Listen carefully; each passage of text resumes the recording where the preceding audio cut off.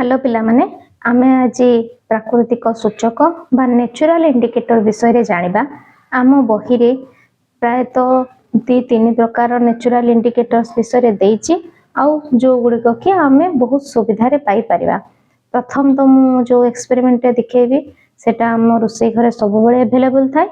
आउ द्वितीय रे जो जिनसडे देखेबी प्रायतः सब पूजा रे आमे व्यवहार करूचे। तो बही रे हम देइछि प्रथम टा हळदी गुंड आउ द्वितीय रे अछि मंदार फूल।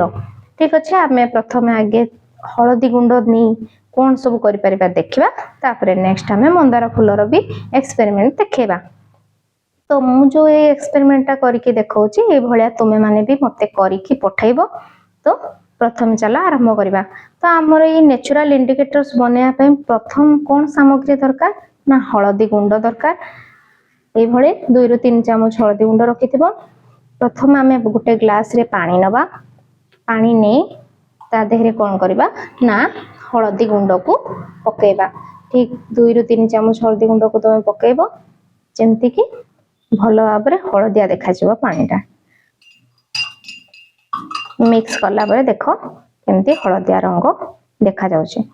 या देहरे आमे पकेया पई दीटा जिंस हम व्यवहार करबा। वर्तमान गोटे होची विनेगर बा लेंबू रस हमें नैचे आ गोटे ग्लास रे मु पाउडर नैची जोटा कि डिटर्जेंट पाउडर। तमे सर्फ गुंड नै पारो सर्फ एक्सेल नै पारो किछि भी तमे जे कोनोसी लुगा सफा करिया पई जो थाए गुंड ताकू नेबो बा साबुन को फेण करिके ताकू भी नै पारो बुझियला। आ एठी हम गिन्ना रे रखिछि लूण जोटा कि किछि भी परिवर्तन हबनी से जिंस को देखैया पई।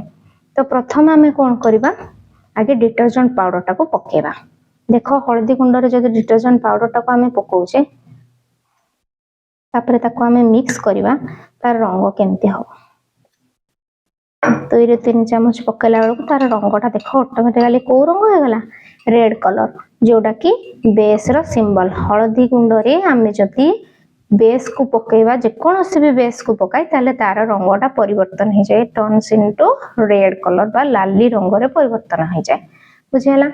नेक्स्ट पुनी जदि हमें सेही रंग भितरे कोन करबा विनेगर बा लेंबू रस को पकाए ताले से को रंग को पळि आसीबो पुनी आउथरे तार पूर्व रंग हळदिया रंग को देखो फेरी आसीबो आउ फेण होइकी उठिबो जोटा कि एबे तुमे ए जो फेण देखिलो आकु क्लास 8 रे जतेले जिवो सेतेबेले तुमे जो लाभा उद्गिरण होए को प्रकार रे सेही फार्मूला रे मध्य ताकू देखि परिबो ए भलिया फेण बाहरी की उठे।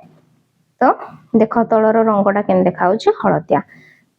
तेनु से हळदिया रंग जो एबे देखेला तार रंगटा हळदिया हबार कारण कोन ता देहरे एसिडिक नेचर अछि।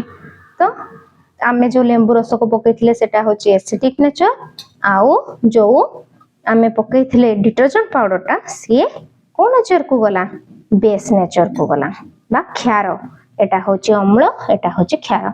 आमे लूण को पकेइ कि देखिबा किछि परिवर्तन होछि कि किछि भी परिवर्तन हबनी रंगर काहेकि ना लूणटा कोनोसी प्रकार रो रिएक्ट करे नाही हळदी गुंड सह बुझियला।